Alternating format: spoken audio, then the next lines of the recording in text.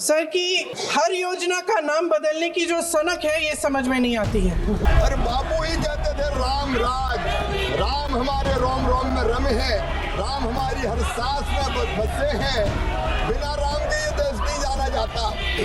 पता नहीं क्यों जी राम जी नाम आ गया तो ये भड़क गए। देखो ये दीवानो ये काम मत करो, राम का नाम बदनाम मत करो। And in this particular case it's a real... sir मुझे मेरे ही नेता ने अपने ही घर में बहुत ही बेरहमी से पिटवाया। आप बताइए कि देश घुसपैठियों के वोट से चलेगा या देश के नागरिकों के वोट से चलेगा? संसद के शीतकालीन सत्र का 12वां दिन खूब हंगामेदार रहा। कामकाज भी हुआ, बहस भी हुई, सवाल भी खूब उठे। प्रस्तावित बिलों को लेकर, प्रस्तावित बिलों के नामों को लेकर और उन बिलों में प्रस्तावित प्रावधानों को लेकर भी। मनरेगा से महात्मा गांधी का नाम हटाने पर भी खूब सवाल हुए और राम राज्य के उनके सपने पर भी। साथ ही चुनाव सुधार पर भी खूब सवाल जवाब हुए। वोट चोरी से लेकर पार्टी चोरी तक का मुद्दा उठा और इन सब के बारे में विस्तार से हम आपको बताएंगे पार्लियामेंट स्ट्रीट के इस एपिसोड में। नमस्कार, मेरा नाम है गौरव शर्मा पांडे और आप देख रहे हैं पार्लियामेंट स्ट्रीट, जहां हम संसद में दिन भर के कामकाज पर बात करते हैं।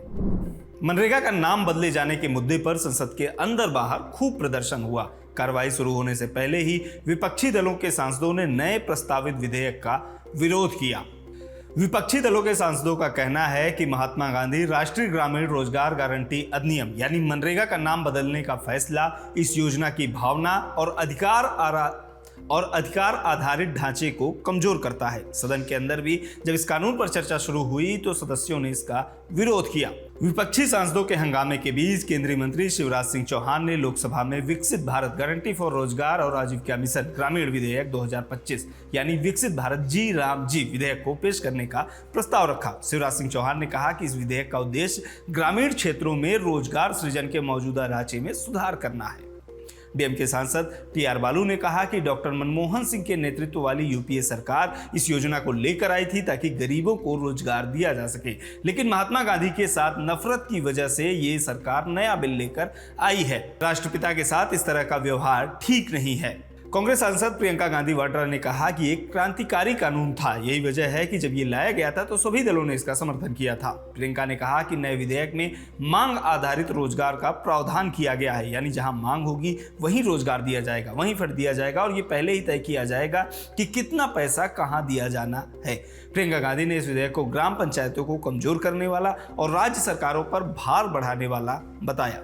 सर जो हमारे संविधान की जो मूल भावना है कि हर एक व्यक्ति के हाथों में शक्ति होनी चाहिए, वही मूल भावना पंचायती राज में है और उस मूल भावना के विरोध है ये जो अधिनियम जो ये विधेयक आ रहा है। सर इस विधेयक के जो प्रबंधन है जिससे रोजगार का जो अधिकार है, कानूनी अधिकार है, वो कमजोर हो रहा है, वो हमारे संविधान के विपरीत है। सर ये हमारे इसी सदन ने ये कानून बनाया और इसी सदन ने ये अधिकार जनता को दिया है। ओके। सर एक और है सर, महात्मा गांधी मनरेगा में 90% अनुदान केंद्र से आता था। इस विधेयक द्वारा ज्यादातर प्रदेशों में अब 60% आएगा, इसको घटाया गया है। ओके। सर इससे प्रदेशों की अर्थव्यवस्था पर बहुत भार होगी और खास तौर से ये वे प्रदेश जिनकी अर्थव्यवस्था पहले से ही केंद्र की ओर से जीएसटी के बकाये के इंतजार में है। ओके माननीय सदस्य। सर इस विधेयक द्वारा केंद्र का नियंत्रण बढ़ाया जा रहा है और जिम्मेदारी घटाई जा रही है। सर जो 100 दिन का अधिकार आपने 125 करने की बात की है, लेकिन इसमें वेतन की बढ़ोतरी, आपकी जो मजदूरी की बढ़ोतरी है, इसकी कोई बात नहीं है। प्रियंका गांधी ने कहा कि इस विधेयक को वापस लिया जाना चाहिए और नया विधेयक लाना चाहिए। इस दौरान सत्ता पक्ष की ओर से टिप्पणी हुई और फिर गांधी परिवार को लेकर बहस शुरू हो गई। सर की हर योजना का नाम बदलने की जो सनक है ये समझ में नहीं आती है। सर जब ये किया जाता है तो सरकार केंद्र को पैसे खर्चने पड़ते हैं। माननीय सदस्यों, मैं आपसे आग्रह करता हूँ ये सर आप पोस्टर रख दे नीचे। मैं ये रख दूं? नहीं, आप पीछे वाले माने सदस्य। आप 72 में नियम में विरोध कर दें आप। ठीक। सर आखिरी पॉइंट है कि बिना चर्चा के, बिना इस सदन की सलाह लिए इस तरह से जल्दी में विधेयक को पास नहीं होना चाहिए। सर ये विधेयक वापस लिया जाना चाहिए। इसके बदले में सरकार को एक नया विधेयक पेश करना चाहिए। खत्म करूं। महात्मा गांधी जी मेरे परिवार के नहीं थे, लेकिन मेरे परिवार जैसे ही हैं और इस पूरे देश की यही भावना है सर। सर इस पूरे देश की यही भावना है। माननीय टीएमसी सांसद सौगत रॉय ने भी बिल को पेश करने का विरोध किया। उन्होंने कहा कि महात्मा गांधी के नाम को जी राम जी से रिप्लेस करने का विरोध करता हूं। राम जी का रिस्पेक्ट पूरा देश करता है, लेकिन मेरे लिए महात्मा गांधी का नाम ज्यादा प्रासंगिक है। इसके अलावा सौगत रॉय ने भी डिमांड बेस्ड सप्लाई और राज्य सरकारों पर डाले गए भार के प्रावधान का विरोध किया। रिवोल्यूशनरी सोशलिस्ट पार्टी के एनके प्रेमचंद्रन ने भी महात्मा गांधी का नाम हटाए जाने का विरोध किया। प्रेमचंद्रन ने कहा कि हमारा संविधान देश के लिए लड़ाई लड़ने वालों का सम्मान करने और उन्हें फॉलो करने को कहता है, लेकिन महात्मा गांधी के नाम को इस स्कीम से हटाना उनका अपमान है। प्रेमचंद्रन ने शिवराज सिंह चौहान से पूछा कि महात्मा गांधी का नाम हटाए जाने की वजह बताइए। कांग्रेस सांसद शशि थरूर ने भी विकसित भारत जी राम जी बिल को पेश करने का विरोध किया। उन्होंने भी महात्मा गांधी का नाम हटाए जाने पर आपत्ति जताई। थरूर ने कहा कि महात्मा गांधी का राम राज्य कभी भी कोई प्योर पॉलिटिकल प्रोग्राम नहीं था। ये गांवों को सामाजिक आर्थिक तौर पर मजबूत करने का ब्लूप्रिंट था। उन्होंने सत्ता पक्ष से राम का नाम बदनाम न करने की अपील भी की। मेरे बचपन में ये गाते थे, देखो ये दीवानो ओ दीवानो ये काम मत करो, राम का नाम बदनाम मत करो। And in this particular case it's Tharoor पर लोगों की निगाहें इसलिए भी थी क्योंकि हाल फिलहाल में वे सत्ता पक्ष से नजदीकियों और अपनी पार्टी से बढ़ती दूरी की वजह से चर्चा में रहे। शशि थरूर अभी बोल ही रहे थे कि हंगामा शुरू हो गया। संसदीय कार्य मंत्री किरेन रिजिजू ने सदस्यों के लंबे भाषण पर आपत्ति जताई। चूंकि अभी बिल पेश करने के प्रस्ताव पर चर्चा हो रही थी, इसलिए रिजिजू ने कहा कि समय की कमी है, सरकार के पास बिजनेस है। आपने इतना मौका दिया और आप इंट्रोडक्शन के समय में आपने इतने लोगों को बोलने का मौका दिया। मैं आपको धन्यवाद देता हूँ, आप हमेशा मौका देते हैं, मगर हम टाइम बाउंड है, हमारे पास बिजनेस है सरकार के पास। मैं सिर्फ और ये सुनने और ये भाग जाएंगे, ये सुनेंगे ना फिर भाग जाएंगे, चर्चा का मांग करता फिर भागेंगे, ऐसा नहीं होता है। जो देश हित में बिल पारित करना है वो तो हम पारित करके ही रहेंगे, लेकिन आप लोग बहस में हिस्सा लीजिए, हमारा कोई आपत्ति नहीं, हम लोग सुनने के लिए हमेशा तैयार रहते हैं। मेरा सिर्फ लिमिटेड पॉइंट है, जब हम रूल 72 पे यहाँ इंट्रोडक्शन ऑफ बिल पे अपोज करते हैं तो स्पेसिफिकली स्पीकर साहब ने बार बार याद दिलाया, we have to oppose the introduction of the bill only on the ground of the competence of making legislation of this house. इस सदन का लेजिस्लेटिव कॉम्पिटेंस को ही सीमित रखे तो ठीक रहेगा। आप प्रेमचंद्र जी, आप पूरा आर्टिकल 343 में जा रहे, ऑफिशियल लैंग्वेज एक्ट को सब जानता है। इस देश में दो भाषा, यूनियन ऑफ इंडिया का दो भाषा चलता है, हिंदी अंग्रेजी दोनों यूज कर सकते हैं। ये प्रथा तब से चलते आया है। आप इसको अननेसेसरी रूल 72 में आप इसको कोट कर रहे हैं, हमारा कोई आपत्ति नहीं, सब बोल सकते हैं। सिर्फ मेरा रिक्वेस्ट है सर कि अगर आप तो अनलिमिटेड, आप तो इतनी सी रिक्वेस्ट करो कि वो आपको सुन ले। ऐसा अनलिमिटेड बोलते जाएगा तो सरकार को तो रिस्पॉन्ड करना पड़ेगा, क्योंकि रूल 72 का दुरुपयोग किया जा रहा है, ये तो ठीक नहीं है। समय का कीमत तो सबको समझना चाहिए। समाजवादी पार्टी के सांसद धर्मेंद्र यादव ने भी बिल पेश करने का विरोध किया। कहा कि बापू का अपमान हम नहीं बर्दाश्त करेंगे। धन्यवाद अध्यक्ष जी। महात्मा गांधी ग्रामीण रोजगार योजना की गारंटी का ये जो संशोधन विधेयक आ रहा है, मैं माननीय अखिलेश यादव जी और समाजवादी पार्टी की ओर से इसका पुरजोर विरोध करता हूं। और विरोध के सभापति जी कारण है, लगातार हमारे देश के अंदर बातें बहुत की जाती हैं कि केंद्र सरकार इतना मजबूत हो गई, आर्थिक तौर पर इतना सहयोग कर रही है, लेकिन लगातार बिल दर बिल, अधिनियम दर अधिनियम, बजट दर बजट लगातार प्रदेशों पर वजन बढ़ाया जा रहा है। केंद्र सरकार अपना वजन हल्का करती जा रही है, जिम्मेदारी घटाती जा रही है। दूसरा सभापति जी, मैं आदरणीय राष्ट्रीय अध्यक्ष जी की ओर से और पार्टी की ओर से कहना चाहता हूं, इस देश का कोई भी व्यक्ति महात्मा गांधी जी का अपमान बर्दाश्त नहीं करेगा।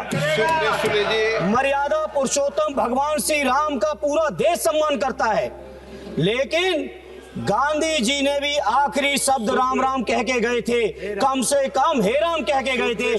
कम से कम उस महात्मा गांधी जी का अपमान नहीं करिए, ये हमारी प्रार्थना है। पूरे दुनिया में जाते हैं आप, गांधी जी की प्रतिमाओं पर माला चढ़ाते हैं और देश के अंदर बापू का अपमान होता है। एनसीपी सांसद सुप्रिया सुले ने भी बिल का नाम बदले जाने का विरोध किया। आखिर में शिवराज सिंह चौहान ने जवाब देना शुरू किया। शिवराज सिंह चौहान ने कहा कि बापू हमारे दिलों में बसते हैं, उन्होंने जिस रामराज्य की कल्पना की थी वो इसी कानून से आएगा। इस दौरान विपक्षी दलों के सांसद वेल में और शिवराज सिंह चौहान की कुर्सी के सामने तक आ गए और नारेबाजी शुरू कर दी। माननीय अध्यक्ष जी, कांग्रेस तो यूपीए तो केवल मनरेगा लेके आई थी, लेकिन 2,13,220 करोड़ रुपया यूपीए की सरकार ने मनरेगा पर खर्च किए थे। हमने 8,53,810 करोड़ रुपया गरीबों के कल्याण के लिए खर्च किए और इस योजना को और मजबूत करने की कोशिश की। और आज भी माननीय अध्यक्ष महोदय, तकलीफ क्या है? 100 दिन की गारंटी के बजाय हम 125 दिन की गारंटी दे रहे हैं। काम 125 दिन की गारंटी देने का काम कर रहे हैं और केवल ये गारंटी कोरी नहीं है माननीय अध्यक्ष महोदय, उसके लिए 1,51,282 करोड़ से ज्यादा रुपए की राशि का प्रावधान किया गया है। माननीय अध्यक्ष महोदय, इसके पहले कई रोजगार की योजना आई। एक योजना का नाम था जवाहर रोजगार योजना, बाद में कांग्रेस ने जवाहर रोजगार योजना का नाम बदल दिया। तो क्या पंडित जवाहरलाल नेहरू जी का अपमान हो गया?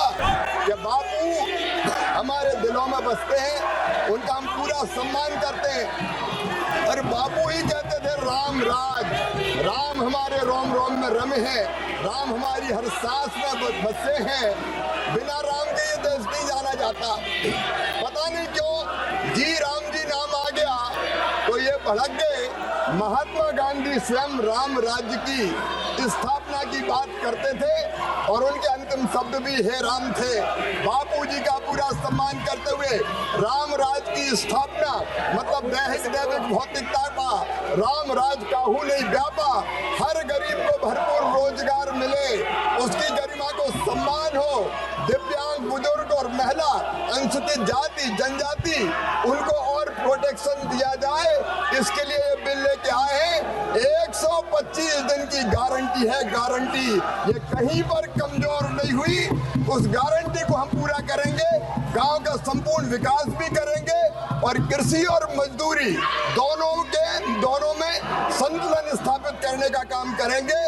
इसलिए माननीय अध्यक्ष महोदय, ये पूरा बिल महात्मा गांधी जी की भावनाओं के अनुरूप है, राम राज की स्थापना के लिए है। बहुत बहुत धन्यवाद। विपक्षी दलों के हंगामे के बीच बिल पेश करने के प्रस्ताव पर वोटिंग हुई और ध्वनिमत से इसे पास कर दिया गया। ध्यान रहे, बिल अभी पास नहीं हुआ, अभी बिल पर चर्चा होगी, उसके बाद ही इसे पास करने के प्रस्ताव पर वोटिंग हुई, तभी यह निर्णय होगा कि पास होगा कि नहीं होगा। वोटिंग के बाद लोकसभा को 2 बजे तक के लिए स्थगित कर दिया गया। लेकिन इससे पहले लोकसभा में केंद्रीय वित्त मंत्री निर्मला सीतारमण ने सबका बीमा सबका रक्षा विधेयक 2025 पेश किया। ये बिल इंश्योरेंस कानूनों में बदलाव करने वाला है। इस बिल में प्रत्यक्ष विदेशी निवेश यानी FDI की सीमा को 100% करने का फैसला किया गया है। अगर ये बिल पास हो जाता है तो इंडियन इंश्योरेंस मार्केट का दरवाजा ग्लोबल कंपनियों के लिए पूरी तरह से खुल जाएगा, यानी कि बाहर की जो कंपनियां, विदेशी कंपनियां हैं, वो भी इंडियन इंश्योरेंस कंपनियों में इन्वेस्ट कर सकेंगी और इसके बाद आपके पास ढेर सारे विकल्प होंगे। विपक्षी दलों के सांसदों ने बिल का विरोध किया, बिल के प्रावधानों का भी और बिल के नाम का भी विरोध हुआ। रिवॉल्यूशनरी सोशलिस्ट पार्टी के NK प्रेमचंदन ने कहा कि इसका शीर्षक हिंदी में रखा गया है जो सदन के नियमों का उल्लंघन है। TMC सांसद सौगत रॉय ने भी इसी तरह की चिंता व्यक्त की और कहा कि विधेयक का नाम भाजपा के नारों से मिलता जुलता है। उन्होंने विधेयकों के जरिए हिंदी थोपने का भी मुद्दा उठाया। साथ ही प्राइवेट कंपनियों के आने से LIC को नुकसान का अंदेशा भी जताया। सबका बीमा सबकी रक्षा विधेयक 2025 के अलावा सदन में विकसित भारत शिक्षा अधिष्ठान विधेयक 2025 को संसद की ज्वाइंट कमेटी के पास भेजने का फैसला भी किया गया। इस जॉइंट कमेटी में लोकसभा के 21 और राज्यसभा के 10 सदस्य होंगे और यह कमेटी बजट सत्र के पहले सत्र में अपनी रिपोर्ट देगी। दूसरी तरफ राज्यसभा में चुनाव सुधारों पर चर्चा आज भी जारी रही। चुनाव सुधारों पर चर्चा के दौरान स्वाति मालीवाल ने अपने ऊपर हुए हमले का मुद्दा राज्यसभा में उठाया तो उपसभापति हरिवंश ने उनसे मुद्दे पर ही बोलने के लिए कहा। स्वाति मालीवाल ने पार्टियों में आंतरिक लोकतंत्र सुनिश्चित करने के लिए जरूरी कदम उठाने की मांग की। सर, मुझे मेरे ही नेता ने अपने ही घर में बहुत ही बेरहमी से पिटवाया। सर, उसके बाद जब मैंने एफआईआर दर्ज करने की कोशिश करी, इस पर बोलिए, सर मैंने वही रिकॉर्ड पे जाएगा प्लीज। सर, मैंने जो एफआईआर दर्ज करने की कोशिश करी तो मुझे डराया गया, धमकाया गया। सर, मैं केस के बारे में नहीं बात कर रही सर, मुझे एफआईआर दर्ज करने पे डराया गया, धमकाया गया। सर, जब मैंने एफआईआर दर्ज करा दी उसके बाद मेरी विक्टिम शेमिंग करी गई। सर, मुझे ये बोला गया कि मैं दूसरी पार्टी की एजेंट हूँ, मेरे कपड़े नहीं फटे, देखो इसका सर नहीं फूटा, ये विक्टिम जैसी नहीं लग रही है। समाप्त करें। ठीक है सर, मैं कर रही हूँ। सर, सर मैं बिल्कुल केस के बारे में नहीं बात करी sir, I am talking about electoral reforms only. Sir, let me talk. Sir, जिस गुंडे ने मुझे पीटा सर, वो आज सत्ता के बिल्कुल सर, ठीक है सर, मैं इशू पे आ रही हूँ, मैं आ रही हूँ इशू पे। सर, उसको उन्होंने Z+ सिक्योरिटी दे दी, मुख्यमंत्री का चीफ एडवाइजर बना दिया। ठीक है सर, मैं इशू पे आ रही हूँ, मैं आ रही हूँ सर, मैं बताना चाह रही हूँ। ठीक है सर, मैं बता रही हूँ सर, मैं 2 बहुत ही स्पेसिफिक रिफॉर्म्स बताना चाह रही हूँ सर। नंबर 1, हर पॉलिटिकल पार्टी में सर इंटरनल कंप्लेंट्स कमेटी अनिवार्य होनी चाहिए और sir independent grievance redressal mechanisms होने चाहिए। सर, जितनी भी महिलाओं के खिलाफ कंप्लेंट्स आती हैं सर, उन कंप्लेंट्स का एनुअल पब्लिक डिस्क्लोजर होना चाहिए और हर कंप्लेंट के ऊपर action taken report election commission को देना चाहिए। सर, अगर हम महिला सांसदों के ऊपर हिंसा नॉर्मलाइज करेंगे तो जो ये हम 33% रिजर्वेशन करने जा रहे हैं, हो सकता है उसके लिए महिलाएं आगे ही ना आ पाए। शिवसेना यूबीटी सांसद प्रियंका चतुर्वेदी ने महाराष्ट्र में वोटर्स की संख्या बढ़ाने का जिक्र किया। साथ ही उन्होंने वोट चोरी के साथ साथ पार्टी चोरी का आरोप भी लगाया। कैसे लोकसभा से विधानसभा के बीचों बीच करीब 48 लाख नए मतदाता रजिस्टर किए जाते हैं और उनको मतदान करने का समय दिया जाता है। एक शिरडी में एक एड्रेस पर करीब 7,000 वोटर रजिस्टर होते हैं। और सर, अगर वोट चोरी के माध्यम से इनकी सरकार नहीं बनती है तो ये दूसरा हथकंडा अपनाते हैं, वो है पार्टी चोरी करना। वो महाराष्ट्र में हमने देखा किस तरीके से ईडी, सीबीआई, इनकम टैक्स का दुरुपयोग कर पार्टी को तोड़ा गया और पार्टी तोड़ने के बाद वही स्टेट इलेक्शन कमिश्नर का इस्तेमाल कर स्टेट इलेक्शन कमीशन का इस्तेमाल कर पार्टी का नाम और पार्टी का सिंबल दूसरों के हवाले कर दिया गया। और आज 3 साल हो गए हैं, वही लड़ाई सुप्रीम कोर्ट में लड़ रहे हैं। ये लड़ाई नहीं लड़नी होती है सर, सुप्रीम कोर्ट जाने की जरूरत नहीं पड़ती अगर इलेक्शन कमीशन पुख्ता होता, पर इलेक्शन कमीशन को ही खोखला कर दिया गया है सर।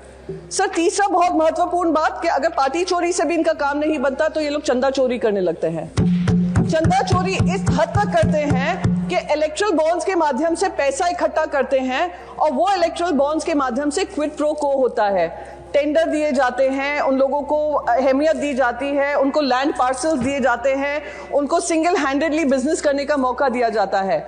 और अगर वो विपक्ष को पैसा दे दें, वही कंपनीज विपक्ष को पैसा दे दे इलेक्ट्रल बॉन्ड्स के माध्यम से, तो उनके ऊपर ईडी, सीबीआई, इनकम टैक्स छोड़ दिया जाता है। सर, यही आज देश की हकीकत है, इसी की लड़ाई हम लड़ रहे हैं। और जैसे कि एक रवायत सी हो गई है, रामदास अठावले ने अपनी तुकबंदी वाली कविता पढ़ी, पीएम मोदी की तारीफ की और कांग्रेस पर हमला बोला। ये शायर की चर्चा के वक्त मैं करता हूँ भारत रत्न डॉक्टर बाबा साहब अम्बेडकर जी को याद, लोकतंत्र का विरोध करने वालों को करता हूँ मैं बर्बाद। नरेंद्र मोदी जी के नाम पर मत करो विवाद, नरेंद्र मोदी जी के नाम पर मत करो विवाद, उनके विकास को करना होगा आप सभी को याद। लोकतंत्र मजबूत करने के लिए है SIR, लोकतंत्र मजबूत करने के लिए है SIR, अपने अपनी नौका करो तुम पार, हम चुनाव में नहीं मानते हार, हम चुनाव में नहीं मानते हार, नरेंद्र मोदी जी प्रधानमंत्री बनेंगे 4थी बार।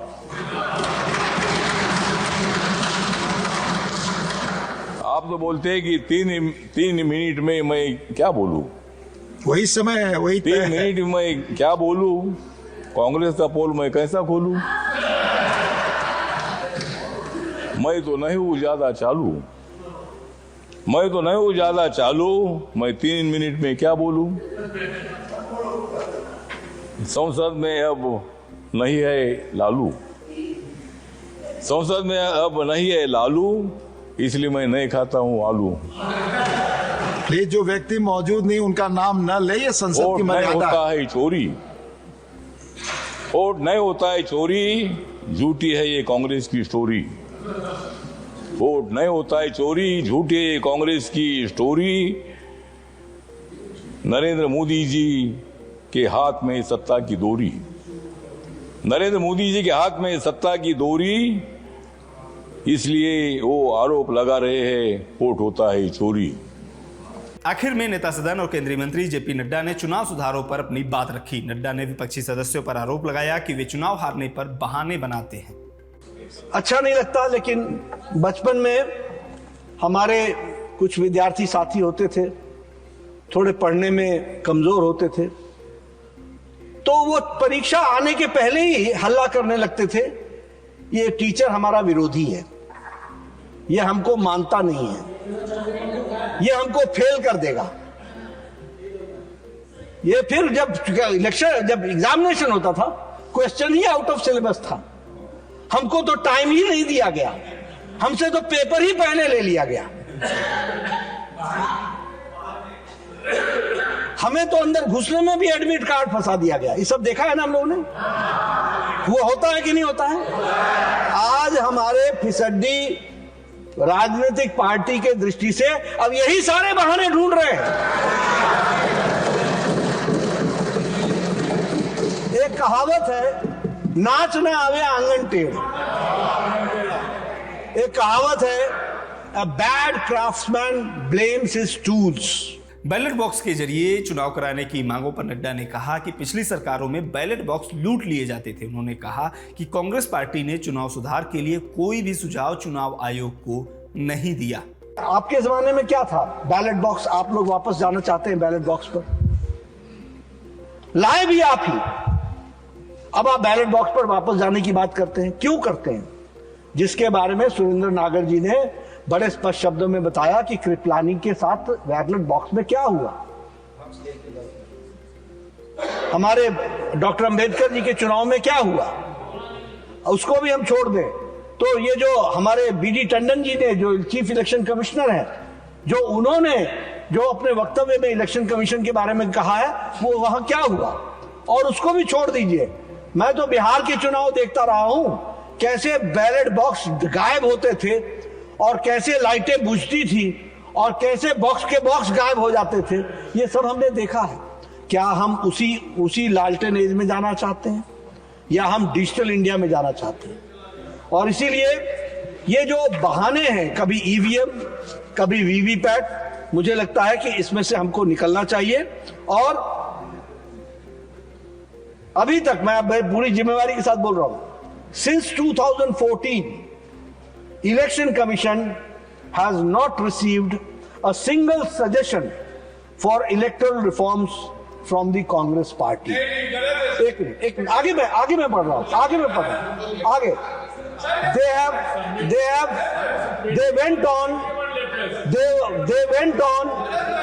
They went on ECI and held press conferences, but those were regarding the election disputes, not electoral reforms. आप करेक्ट कर दीजिएगा। आप यहाँ आप ऑथेंटिकेट कर दीजिए। पर मैं पूरी जिम्मेवारी से बोल रहा हूं, इन्होंने इलेक्शन के प्रोसेसेस पर प्रश्न खड़े किए हैं, लेकिन इलेक्शन रिफॉर्म्स पर एक भी मेमोरेंडम इलेक्शन कमीशन को नहीं दिया है। ये भी हमको स्पष्ट होगा। देखिए, मैं फिर आपसे कहूंगा, हमें अपने रास्ते सुधारने चाहिए। नड्डा ने कहा कि एसआईआर की प्रक्रिया देश हित में है और सभी दलों को इसमें सहयोग करना चाहिए। आप बताइए कि देश घुसपैठियों के वोट से चलेगा या देश के नागरिकों के वोट से चलेगा?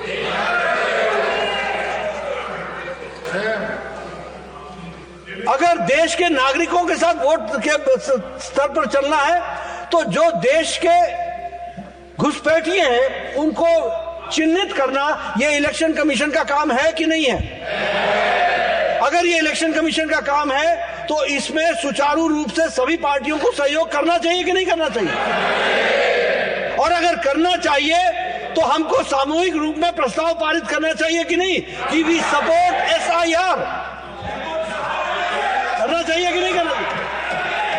इसलिए मित्रों, हम आप चाहते तो इलेक्शन वो तो होगा जो होना है, लेकिन मैं ये बता रहा हूं कि आप अपनी वोट की शुद्धता में सहयोग करने में आप भी अपना योगदान करें, इतना मेरा आपसे निवेदन है। आज पार्लियामेंट स्ट्रीट के इस एपिसोड में इतना ही। आज संसद में दिन भर के कामकाज पर आपकी राय हमें कमेंट बॉक्स में जरूर बताइए। बने रहिए खबरगांव के साथ।